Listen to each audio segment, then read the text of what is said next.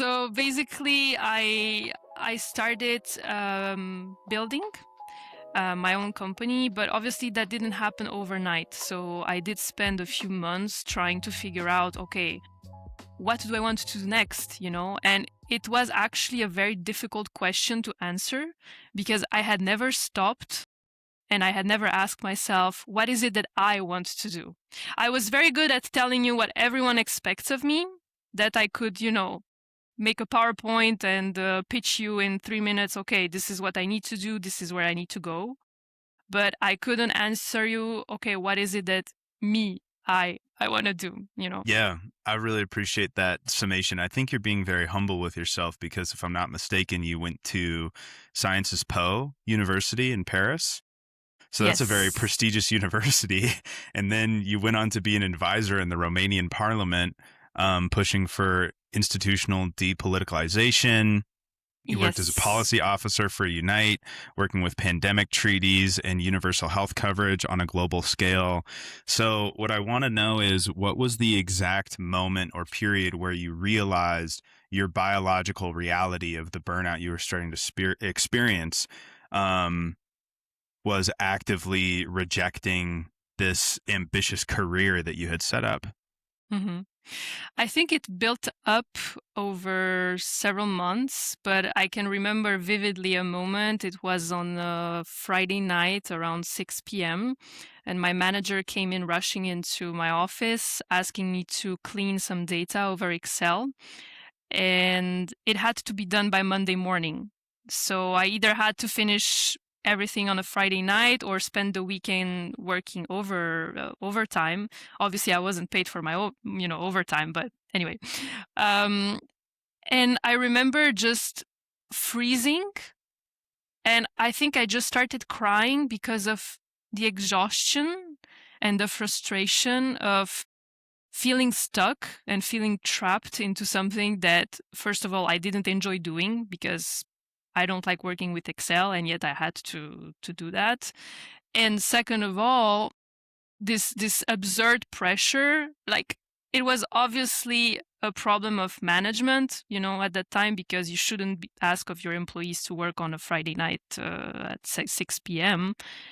But I remember feeling so tired and so exhausted.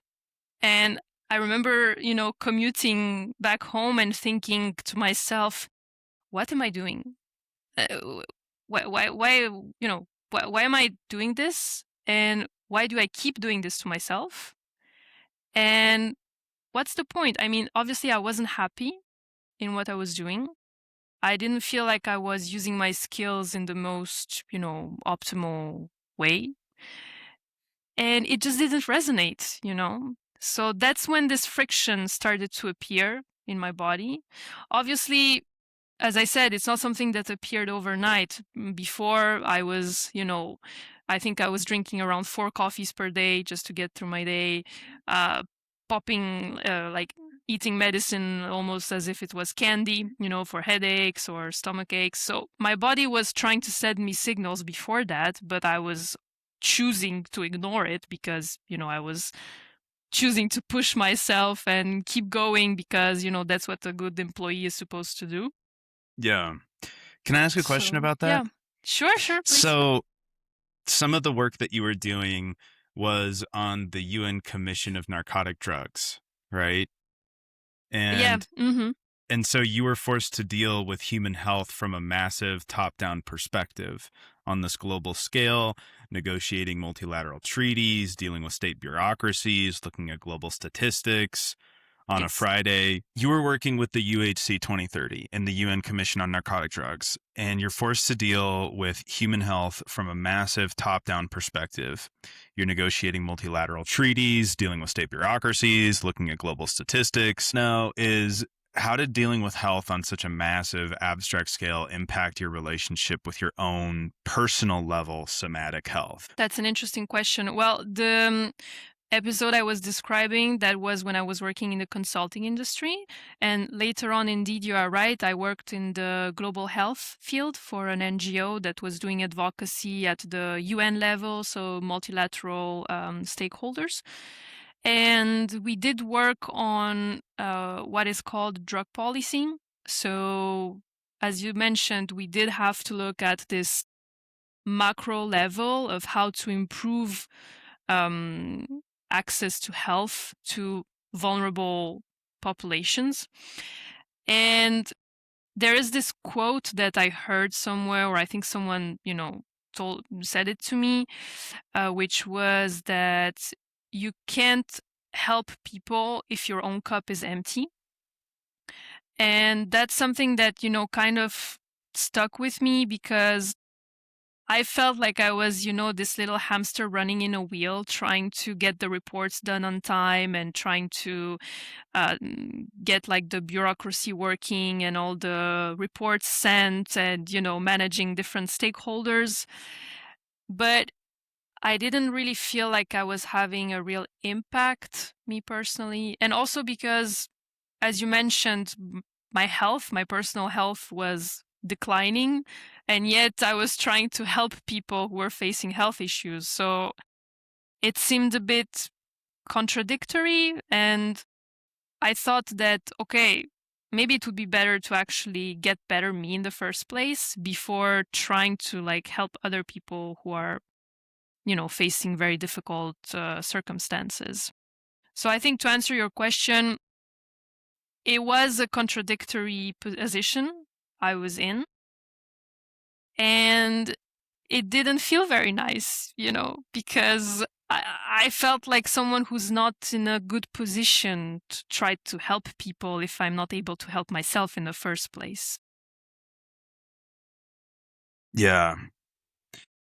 I love that quote. You can't help other people if your cup is empty. And I think that's so true, and something that we want to teach a lot. And so I think that lays the groundwork for where you went next pretty well. And I appreciate all your answers. What I want to know now is, you said that you started to lay the groundwork to escape, right? And you started to make these moves and prioritizing different jobs that took better use of your skills and allowed you to apply yourself in healthier ways. What sort of things were you prioritizing? What sort of jobs were you looking for? What was your first thing where you're like, okay, I need to make sure that I have this? Well, obviously, shifting industries, because there are some industries that will require you to work 12 hours per day, and some industries where legally you have a contract that tells you, okay, you work from 9 to 5 and that's it. So I started looking for, positions in industries where I felt like I would have a bit more time for myself. I wouldn't be under constant pressure to, keep producing and always perform. So that's how I shifted to the NGO world. And I also looked for, industries where I could reapply my skills, because I had to be pragmatic. I still needed an income. I still had bills to pay. So it's not like I could afford to stop working from one day to the other. So that's how I first did that shift. And later on, when I was working already, I started taking it very seriously. Okay, how can I build a life I don't need to escape from in the future?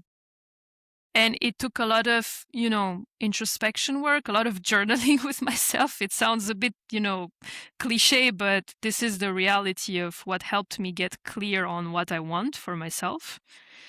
And experimenting, because I didn't know exactly where I wanted to go. So I ran like very small experiments where I allowed myself, okay, I'm going to test this for 1 month and I'm going to collect data. Did I enjoy it? Did it bring me energy? Is it something I can monetize? Is it something I can scale? Can I do this on the longer term? So I had like a whole framework I applied on these different experiments I was running. And I mean, even nowadays, I still experiment. It's an ongoing process. It's not like, I don't know, I'm going to make a calculation like A plus B and I'm going to find C tomorrow. It's an ongoing process, because obviously I'm still learning, what I'm good at, what I can earn money for, what I don't enjoy. And there's a very tricky thing here, because you can be very good at something but not enjoy doing it.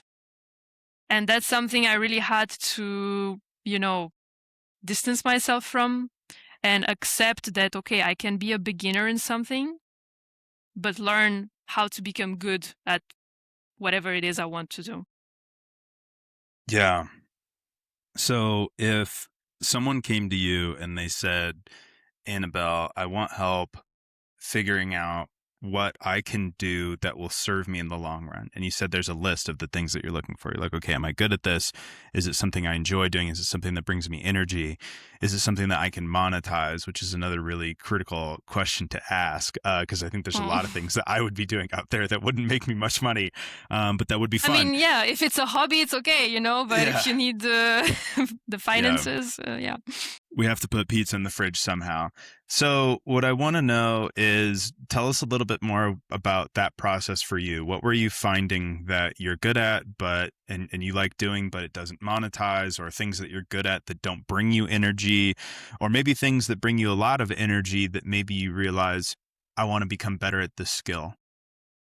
Talk us through some of the things, that you experimented with, because I think your thought process will help a lot of people out there who want to prioritize themselves and their health the way you have. Yeah, so basically I took my resume and I looked at all the past experiences, I had, where I had worked at, what were my tasks and what were the skills I was using to do my job. And I started making a list of like hard skills, soft skills. So for instance, when I was working in the consulting industry, I worked a lot on Excel, as I mentioned. I was not very good at working at Excel, but it was something I could get done somehow. And I realized that, okay, this is not something I want to do in the future because, I had like my experiences that were not so pleasant, using Excel. So I was like, okay, if I can avoid it or if I can automate it, somehow using AI or whatever, cool, I'm going to do that. So I started from like my experience and, it was very like a boring exercise, just writing on a paper, a list, what I like, what I don't like. So this is a first example of something that like I kind of had the skill, but I didn't want to keep doing it in the future. Then I realized that, okay, I enjoy all creative activities, but this is not something I can necessarily monetize tomorrow. Like if I like painting, if I like writing poems, okay, that's great, but it's going to stay more of a hobby right now, and then I started like noticing that, okay, I do have some communication skills. So how can I use that? I do like writing. Okay, how can I use that? So basically, that's how I started my Substack at the beginning of the year, because it's something I genuinely enjoy doing. And it's something that I know in a few years I could potentially monetize. And it's also helping me build my personal brand, which is good, for visibility, for business, and so on. And yeah, these are some of the things I thought about. I would also recommend maybe talking to a career coach, someone who can guide you into this process, because it's sometimes difficult to do all of this on your own. It's good to have like a mirror who can reflect some of the things that you're thinking and, redirect if you're getting lost in your own thought of process. So, yeah. That's great. I like that a lot. I'm wondering what I would have on that list, because I don't think I've done that activity. That's yeah, okay, I mean, though. yeah, it came out of necessity for me, so Yeah. yeah. Yeah, I think that would be a really wise thing for me to do, especially because we're both in this era of self-reflection and building. I think that's a really good tip and a thing that people can do. And I want to bring up something that you had in one of your articles. And so you talk about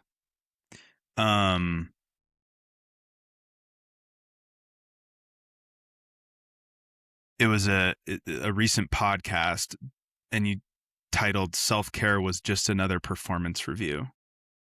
And you talked about how high achievers accidentally turn their healing and their yoga and their rest into just another metric to be optimized. Mhm. So what I want to know is how, when we're doing this homework of figuring out, okay, and we're running these experiments on ourselves about what we can do to build a life that's both meaningful and not destructive or Mhm. self-abrading. How do we go about self-care in a way that breaks the cycle to find actual rest?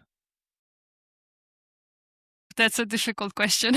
Obviously, like I wrote a piece on this because I really wanted to dive deep into the topic, and it was one of my first collaborations on Substack as well with a writer called TD. Um, we both noticed that, so we had a similar experience. We both went through burnout, and to recover, we both thought that we had to do more. So she explained, for instance, that she had like an Excel spreadsheet where she was tracking everything when she was waking up, what type of exercise she was doing and like all the data. She was wearing a Aura ring to get even more data and track all of that. For me, it happened by reading all of the self-help books available because I thought that the more information I have intellectually, the more I will be able to repair myself and then quickly go back to work, you know? And oh boy, was I wrong. But anyway, I was trying to intellectualize all that was happening inside of me and also all of my feelings and all of that. And it just backfired in the sense that I was self sabotaging because I was just running away as fast as I could from feeling uncomfortable emotions, like the disappointment, the anger, the grief of realizing that you built the perfect life very well, but it's not working for you. So, a lot of uncomfortable emotions. And it's something we discussed because we also have this feeling that currently, like the wellness industry tries to always sell you something. So basically, the worse you feel about yourself, the more likely it is that you will buy a 1 week of breathwork package, or I don't know, those type of miracle solutions that are sold as, you will be fixed overnight. And both of us made a bit of like this criticism that we don't believe in shortcuts, and recovery and healing take time. It's uncomfortable. It's a process.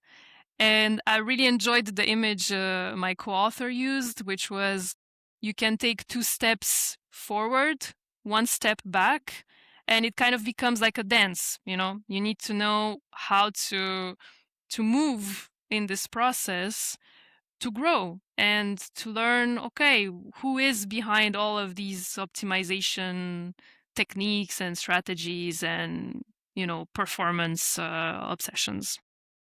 So, yeah, I hope I answered your question on this end. Yeah. Yeah, you did. I think the answer is that it takes time and it takes intentionality, and there's no quick fix or nothing, no amount of money that can buy the time away from you. And just because you have more information on self-care and relaxation, doesn't mean that you Yeah. can recover faster. I think there's a set time to it. Um, that's very like a Maslow and leader view of burnout, where they view it as an equation, right? And your recovery has to be able to compensate for your demand. And especially when you're losing control of your work environment, it becomes prohibitively difficult to be able to recover in these cycles. And so, you start diminishing and becoming a shell. So, and I think that's particularly hard, especially in the digital age with all the social media that exists around us. And I think Substack is kind of a beautiful place where we can have our ideas challenged, and we can find a really, beautiful community, an international community of like-minded people. We met on Substack, Mhm. and I'm very grateful for that. And so what I want to know is, you're a very fierce defender of digital boundaries, and you Mhm. said that you deleted Twitter because it was a negative space that felt like a weight on your chest. And I also remember a Substack note that you posted that you won't accept any party poopers in your Yes. Substack comment section. So you're someone who deeply understands your nervous system. I want to know, tell us, how critical is the ruthless curation of our digital diets to our own biological peace? Oof, another interesting question. I think it comes down to, as you said, knowing how much you can tolerate.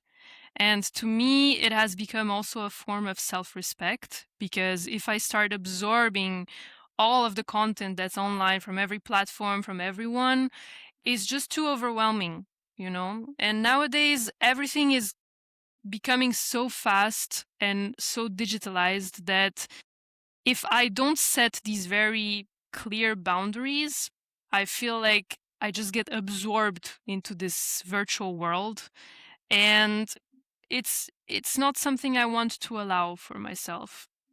And don't get me wrong, it's something that's very difficult to do, because obviously all these platforms are built for you to like to keep your attention on them, you know? So it's not always easy, but it's something I'm definitely very protective of, especially my space. And you remember correctly my note about, you know, how I don't tolerate party poopers anymore, because I'm going to give you an example. I was describing my experience as a first-time founder and how much I was enjoying this process of working on, let's say, marketing one day, sales the other one, content creation, basically experimenting a lot of different topics. And someone who I didn't know came out of the blue and replied something like, "Ah, yeah, but this will pass once, you know, you get overwhelmed with everything you have to do, and you will lose the fun of it." And, you know, my first reaction was like, what a party pooper. And I just started laughing nervously, because I was like, why? Like, how much frustration do you carry in yourself to have to go reply to, you know, an innocent note in that style? And that's basically how I decided, okay, no, I need to set boundaries, because first of all, I don't want to allow party poopers in my space. And second of all, it's about me having fun, you know? If I don't have fun doing the thing that I'm doing, then what's the point, you know? I want to be able to enjoy my online expression, my writing, and the creative process without having to think that, I'm gonna have Pedro from the other side of the world who's gonna come and be like, no, but you'll see, later you will lose the fun, you know? So did you block them? No, I don't block. Okay. Actually, I set a rule on my Substack. I don't know if you noticed that, but you can have a rule that whenever someone wants to reply, they get a note from you setting like how they're supposed to reply. So I'm writing that, you know, be kind, respectful, and respect this online space, because there's a human being behind the screen who's receiving your words. And yeah. I think that's so easy to forget, right? The human being behind the screen. It's very easy for us to just be completely awful online. And especially as we become more and more digital in the future, that's not going to be sustainable. And Substack is a really nice place where there aren't that many of those people, or if they're there, the algorithm does a very good job of keeping most of them, if not all, maybe except for Pedro, out of our comment section. I don't know. I don't know if their name's Pedro or not, but it's funny. Yeah, I mean, you know, random dude from, you know, whatever, Wherever. wherever Yeah. he's based. No, So I think, yeah. yeah, you're right. Substack is still a great place for that, and it still feels like protected. Yeah. Yeah, it's nice. It's got a very good energy to it. So what I want to know is, you wrote a really beautiful piece, Can You Hear the Forest Song? Oh yeah. Um, Mm, and I think I don't want to say it's like your best work, but it is one of like your highly acclaimed pieces on Substack. thank you. And you wrote about intuition, the dynamics between masculine and feminine energies, our severed connection to Mother Nature. And so in this professional world that we live in, where, we easily lose ourselves in data and in metrics and in spreadsheets that track our yoga and meditation and breathing Mhm. exercises, right? Mhm. Um, how do you think we begin to turn back to the intuitive and the natural frequencies um, that maybe we've lost along the way without losing our footing in the present? Yeah, thank you for mentioning that piece. It was one of my first articles I posted on Substack, and I was still trying to find my voice and my writing style on the platform. So, thank you for highlighting that one. Um, it's definitely not easy because I feel like nowadays everything is optimized, or we're always encouraged to perform and produce outputs all the time. It's as if, our value was based on how much we can achieve. And in the process, we forget that, we're human beings, we're not robots, we're not machines. And we have the right to rest, for instance, without feeling guilty. That's something, coming back to the burnout, that I had to learn, because I felt like, okay, if I'm resting, I'm not doing anything, I'm not being productive. So I'm not allowed to do that. I'm supposed to be doing something all the time.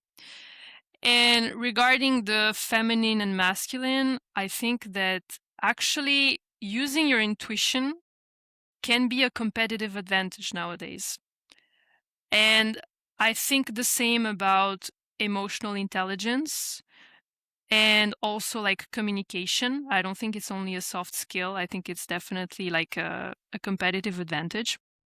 And I can give you an example, because last week I listened to like 15 of the best pitches of the startups where my startup is being incubated at the moment. And all of them obviously talked about AI and optimization and how to, improve something and execution. And to be honest with you, the one pitch that I still remember now is the one that gave me goosebumps, because it told a story. It was deeply personal to the founder. And it was basically so, it made so much sense that I still remember it now. And that's why I think reconnecting to your intuition, to being more, grounded in yourself, is not only like a woo woo thing, it can actually help you navigate this very competitive and masculine environment in a very grounded way. At least that's how I view it. That's how I'm experiencing it. And I'm going to defend this, as long as I can speak and breathe, because I think it's something we need to remember, and it's something we need to get back to, because, we're not just, as I said, machines that produce and, are in this masculine energy all the time. Yeah. And I'm one of those people who definitely feels tied to my production in terms of my self worth, right? And that's something that I always struggle with and will be a personal journey of mine. Um, and so for people like me who feel anxiety when we feel like we're falling behind, how would you recommend we try and quiet that anxiety? And how do you be intentional about retreating to recover and rest? Um, like how do you do your, as you call it, your soft Sundays? Yeah, I mean, don't get me wrong, it's not easy, it took me a lot of practice, and I still fall into it, myself sometimes. I still notice that I have this inner voice that's telling me, like, oh, you haven't done this today, or you haven't done enough of that, or the to-do list is not done. So what are you doing resting again? But, well, first of all, that critical voice, I gave it a name. She's called Brenda. And whenever Brenda shows up, I tell her to go for a walk. So I'm having like this inner conversation with myself where I'm like, okay, no, this is like a internalized critical voice that is telling me that I need to be more productive in order to be valuable. And again, it's something that's quite difficult to do because everything around us, tells us that we need to do something in order to be valuable. And I don't know about you, but this is also how I grew up. It was something that was very embedded in like my family. You need to work to be someone, to have a social status. And, it was something that was very important. So to get back to this state of, okay, let's not let anxiety overtake my state right now. I have like this internal conversation where I'm like, okay, and if I don't do this, what is going to happen? Is the world going to crumble? No. Is my house on fire? No. So what is like like the consequence of me not doing that thing? If I do it tomorrow, is it going to make a big difference? So you see, I'm trying to have like this internal conversation with myself where I send Brenda for a walk. And then I try to focus on, okay, what is actually happening in my body? Is like my chest tightening because, I don't know, I'm feeling anxious? Or is it because, I don't know, I feel like I'm starting to compare myself to other people and then I feel like I'm behind? So I think it really depends on each of us, but this is something that I've noticed worked for myself, talking myself out of like this anxiety. I love it. So step 1, find a fun name for your anxiety, and step Yes. 2, send that personified anxiety for a walk. Yes. Okay, great. And then step 3, rest. Mm-hmm. These are good instructions. So through this journey, you've built much of the life that you have now. Do you feel like you're there, or do you feel like you have more work to do in building what you want? And for those who don't know, you're a co-founder of a new venture, right? Tell us Mm-hmm. about that. Do you feel like what you've built is what you wanted, like something that is sustainable? Obviously, you're having fun with all of the different things that you can be doing every day, right? And Mm-hmm. that's a really exciting and a fun thing to have. Tell us about it. Yeah, so currently I'm building a project called Pitaya, which is meant to help people simplify their online sales um, by selling like, digital products or services online.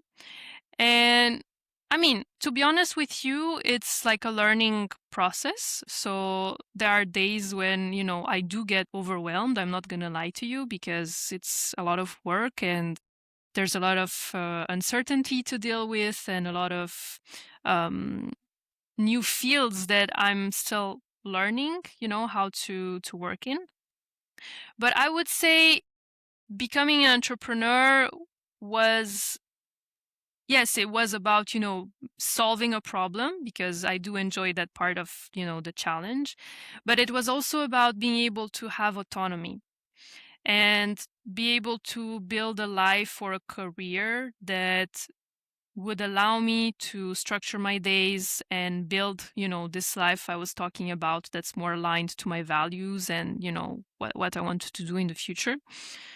And my co-founder and I, we really have this ambition of, breaking a bit of the myth that is sold currently that, in 3 months you will be able to make 10K per month. The reality is a bit more complicated than that because, yes, obviously, if you have a huge audience, then yes, you can monetize very quickly. But if you're starting from scratch and you want to build a side hustle or you want to build a career online, it takes more time. And you need to learn how to use a lot of different tools, become an expert in email marketing and, building your visibility online. So this is something we're trying to solve with Pitaya. And it's very fun. It's very exciting. We're very, looking forward to see where this journey takes us. And it's another learning experience. I don't have the, you know, I was going to say the arrogance, but maybe that's not the best word. I don't pretend that I have all the answers because I don't. I'm also still learning. And as I said, there are days when everything feels great and days when I feel overwhelmed, but at least now I can decide, how I move on and move forward in this new career of mine. That's great. What's been the hardest part so far of starting a company? I mean, everything. I'm joking. Well, starting a company, I think for us, it was not that difficult to find the problem to solve because it's something that we both experienced and we both felt very frustrated at how things are right now. So the idea came to us quite easily. What was difficult was more like to keep the vision in mind and to reverse engineer. Okay, we want to be there in 1 year, so how do we make that happen? How do we find new customers? How do we develop visibility? How do we market our solution? How do we place ourselves, on the market? So there are a lot of things that are difficult when you start a company. But again, to me, it was about having ownership. So this is something I'm very happy about and very excited. And also, I feel like, when I tried to find my place on the market for more than 5 years, and that didn't work out really well for me. So the only option that was left at my point was to build something for myself and to become an entrepreneur. So I even wrote a piece about it, that I became a founder by default because I became unemployable at this stage. Um, and it's definitely not an easy journey, but it's very rewarding and it's very exciting when you know, okay, where you want to go. I think that's something you need to keep in mind, like having a vision. Yeah. And so it sounds like there's a lot of aspects of it that are difficult. It's hard to pick which is the most hard, but it's okay because you really like what you're doing. Yeah, I don't think I can give you like one single thing that's very difficult Yeah, because, as I said, I'm learning a lot every day, and that's something I really enjoy doing. And yeah, I get to, grow as a professional as well. So I'm very happy that's about that. great. Mm. Yeah, I love that. So tell me about you've been a leader in a number of different ways. First, you were leading um, in school and in your academics, and in your early career moves, you were, what I would call a global leader. And now you're leading in a much more personally powerful way. Do you feel like you're a leader in both senses? And tell us about kind of your leadership journey and what it feels like over time. You're taking me a bit by surprise because I never saw myself or considered myself a leader. It's a term that I'm still having a hard time to think that okay, yeah, I might be a leader or it's something I might actually be good at. I'm still feel a bit uncomfortable when I say it. Um, but to me, leadership was always about listening to people. It's something I've always done quite intuitively. I was never the person who would speak the first or, be the loudest, the most extroverted. Actually, quite the contrary. I was more of a shy, introverted child. But that made me a very good listener. And I think that something I've seen, in a lot of companies is that the manager always speaks first. And I think it should be exactly the opposite. I think people should talk, like the team should talk first, and then the manager kind of like creates this framework where people can feel comfortable and then grow as, professionals and people as well. And to me, leadership is also, about being aware because again, some of the companies I worked at, they had a lot of potential and amazing missions, but there was something lacking. Like people were not really communicating, the leadership was not really existent, there was no clear, process of how things should be done. And I think that was really a drawback. And I think I have a more of a, I don't know, unconventional definition of leadership because when you tell me leadership, I don't know, you would expect like the most competent or, the loudest or I don't know. But to me, it's more about being an active listener, a good empath, and also someone who has like emotional awareness about, what's happening, but also about themselves. Because, for instance, when you need to give difficult feedback, are you going to start shouting at your employee because the employee made a mistake? That to me is not good leadership. So, yeah, I think leadership is also one of the most difficult things to do. So I have a deep admiration for people who, want to do that. And yeah, you need to stay open-minded to keep learning and growing.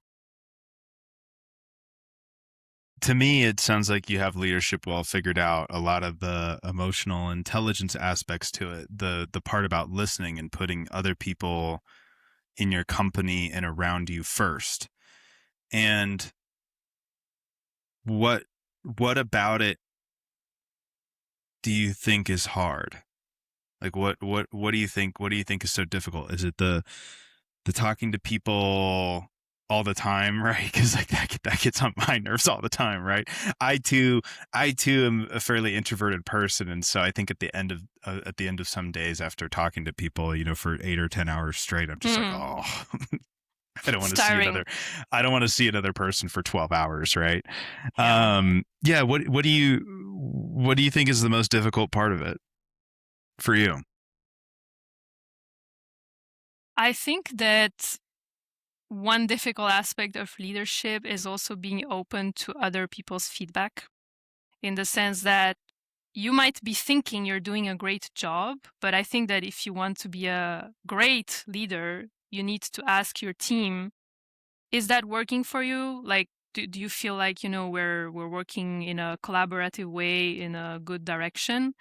And if you're actually ready to hear what the person has to say, I think that's, if the person tells you, well, actually, no, I don't like, us doing meetings every day, or I don't like us, whatever, there's a very personal aspect to it. And I think knowing how to not take it personally is something that I can struggle with, because I'm quite sensitive. So if people give me feedback that's not positive, I will put a smile on my face, but then I will go cry in my pillow in my room, and try to like get over it. But yeah, that would be the difficult part, I think. Yeah, there's definitely some sort of there's the digital boundaries of saying, okay, there's no party poopers available in my notes section, and then there's the in-person boundaries of letting someone's very real and probably objective feedback not affect our personal identity. And I'm terrible at that too, right? I mean, it's I hard. can I can get very defensive when people originally give me feedback, and it's something I think we all have to work on. Um, and really good feedback can be such a gift. So it's a very underrated skill to be very good at. Um, something I struggle with too. I think you obviously have an innate gift with emotional intelligence. I don't think many people are able to understand the importance of listening and being slow to absorb other people's thoughts and opinions. Where did you learn emotional intelligence? I mean, obviously, it's not like I went to school, to learn about how to deal with anger and frustration and everything. I mean, honestly, I was always a more sensitive kid. So I think I had to kind of like toughen up to survive, because it was not very, like, I was told, you're too sensitive or you're too emotional. So, in order for that not to happen anymore, I kind of like built up this wall, and, I wasn't showing anything. But honestly, therapy helped a lot. Um, because that's where I learned, how to recognize what's happening in my body, how to read and understand myself better, but also understand the person in front of me better. And I thought for a very long time that it was actually a curse, to be too sensitive or too empathetic. Um, you know, I thought, I'm never gonna survive in our world with these things. But now I'm viewing them as assets, and I'm turning them as actually business advantages, which might sound a bit, original, but I'm actually using this awareness, this emotional awareness, to build a business that will be sustainable and also that will allow me to show up as the best version of myself. I don't think it's actually surprising that you learned emotional intelligence, one, by being sensitive as a kid. I think that's something that we're born with and we learn not to do, right? For defense, just like you're saying. And I think a lot of us buy into the myth that by rejecting our sensitivity, we're somehow strengthening ourselves or toughening our exteriors to the Mm, world. Um, and what a lie. So yeah, I think learning emotional intelligence through therapy is really powerful because therapy is all about yourself, right? And I've done years of yeah, therapy myself, and I would argue the same thing, because I think once, just as the quote from the beginning of the episode, you can't be there for someone else if your cup is empty. I yeah, don't think you can understand someone else's emotions until you can understand your own. So in a way, I think the first step to being emotionally intelligent and being able to learn about other people is to learn about ourselves and what's inside us first. I don't think that's surprising or cliche at all. I think that's very accurate to the steps mm, that I would recommend to someone if they wanted to be more emotionally intelligent. What do you think about mm. that? Oh, if it were up to me, I would make therapy mandatory for everyone. But that's like, At what ages and how long? oh, definitely like in high school, at least two Okay, years for everyone. good. Yeah. Cool. All right, sweet. So, do you think your company's going to expand to the point that you get employees? But that would be very exciting because, Mhm. that would be my first official role as a leader, as we've mentioned before. And I'd love that. I think it's something I would be ready to step into as a role and, would be happy to learn how to actually manage and lead. Yeah. What would you want to give to your employees that you didn't have? Safety. Safety to speak up or to disagree, because that's something I didn't have in most of my previous positions. I didn't feel like I was listened to or that my opinion actually mattered. There was this company I worked at where one day I changed the fonts in a document and my manager stormed into my office and started yelling at me because, why did I change the fonts? And obviously, that didn't encourage me to open up and provide feedback later on. So I would say emotional safety, and really be open to hear what people actually have to say. Yeah. Yeah, it sounds like you're ready to have some employees, Annabelle. Can I ask, what was the fonts that you changed to? What Oh was the my- font change? Like, was it a good change? Like, you made a good change, right? Like, this is a It was honestly a very innocent thing. I think it was previously in like Calibri, and I changed it to Times New Roman, like really irrelevant. Like it didn't change the content of the report or anything. It was just like a design change. But yeah, that made yeah, you were going for something professional. yes. Yeah. Wow. Okay. Yeah, Good. no, which is why I'm an entrepreneur now. So, I can be my The own font. boss. Yeah, you can create your own fonts. You can use whatever fonts you want. Exactly. Um, so you're on Substack, and one of the things I love about Substack and finding this little group of entrepreneurs is that it gives us a space to reflect and to write about what we're going through, to put our thoughts onto paper, and to share them with other people for reflection.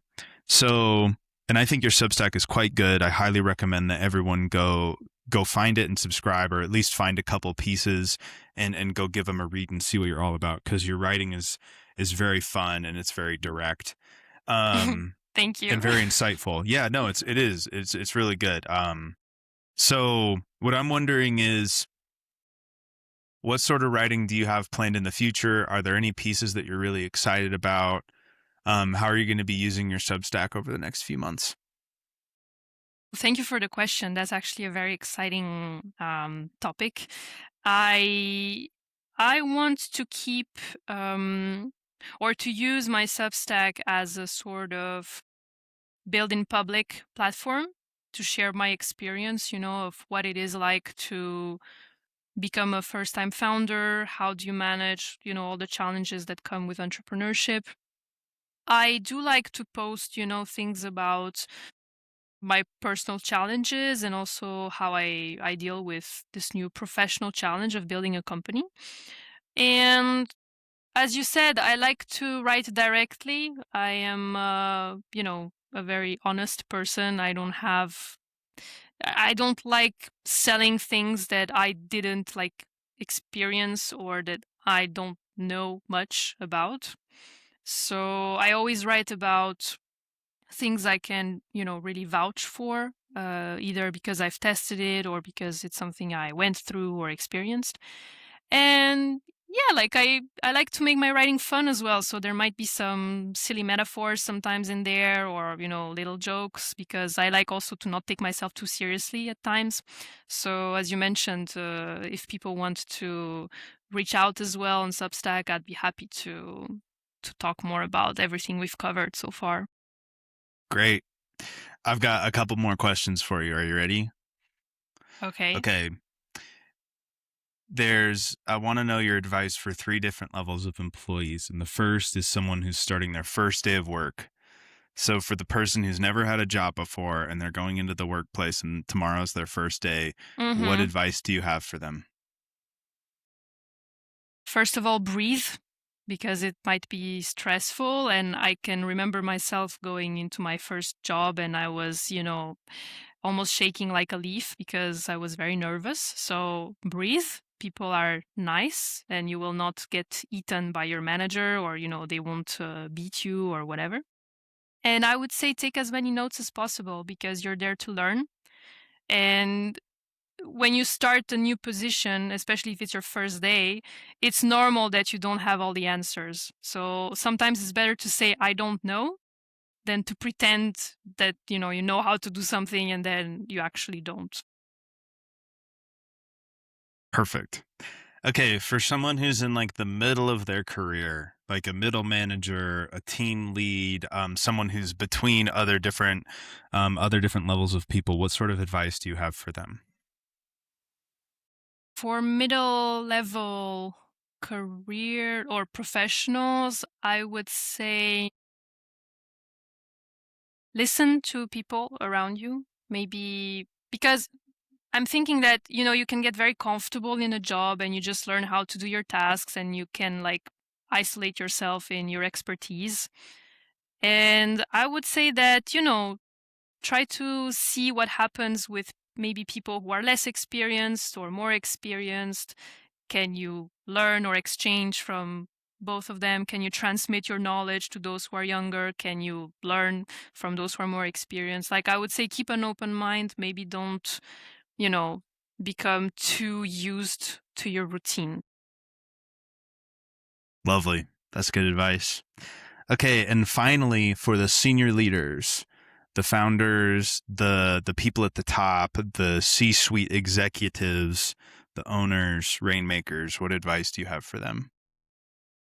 Oof, well, that's something that, I'm not there yet. I would say that, I'm still like fairly young, so it would be a bit presumptuous of me to like advise those. But I would say um, create this emotional safety that I mentioned before so that people can feel like they're valued inside the company and also that if they come to you with a problem, you will listen, and you will also like not judge them or make them feel bad because they, I don't know, suggest improvements. Or so I would say definitely like be a good listener, put yourself in their shoes, and yeah, be a good leader. Perfect. Is there anything else you'd like to talk about, Annabelle? Well, I just wanted to say thank you for inviting me to your podcast. I'm very grateful to have had this conversation with you. Yeah. And, if people resonate with our conversation, I would be very happy to connect over Substack, or, just keep this conversation ongoing. Maybe one thing that is worth mentioning is that we have a little community for first-time founders. So if there are fellow entrepreneurs who are starting this journey out, I would be very happy to connect with them and maybe add them to the community. Wonderful. That's perfect. Everyone, for all of our listeners, links to Annabelle's Substack, it's called Outside the System, is going to be in the chat. So just go ahead and click the link below. Go check it out. Give her a follow or subscribe if the work resonates with you. And Annabelle, thank you so much for coming on the show. I really appreciate it. Thank you so much, Dan, for inviting me. And Yeah. I hope we can, keep this conversation going. Wonderful.